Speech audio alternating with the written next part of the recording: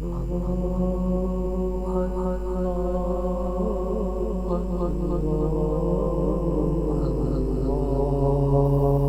اللہ الرحمن الرحیم۔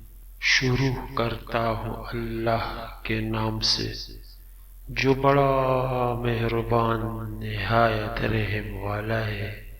نبی کریم صلی اللہ علیہ وسلم نے فرمایا، ایک شخص راستے میں سفر کر رہا تھا کہ اسے پیاس لگی، پھر اسے راستے میں ایک کنواں ملا اور وہ اس کے اندر اتر گیا اور پانی پیا۔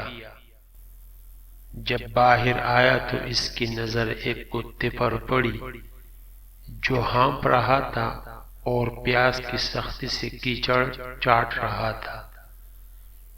اس شخص نے سوچا کہ اس وقت یہ کتا بھی پیاس کی اتنی شدت میں مبتلا ہے جس میں میں تھا، چنانچہ وہ پھر کنویں میں اترا اور اپنے جوتے میں پانی بھر کر اس نے کتے کو پلایا۔ اللہ تعالیٰ کے ہاں اس کا یہ عمل مقبول ہوا اور اس کی مغفرت کر دی گئی۔ صحابہ رضی اللہ تعالیٰ عنہ اجمعین نے پوچھا، یا رسول اللہ صلی اللہ علیہ وسلم، کیا جانوروں کے سلسلے میں بھی ہمیں اجر ملتا ہے؟ تو آپ صلی اللہ علیہ وسلم نے فرمایا، ہاں، ہر جاندار مخلوق کے سلسلے میں اجر ملتا ہے۔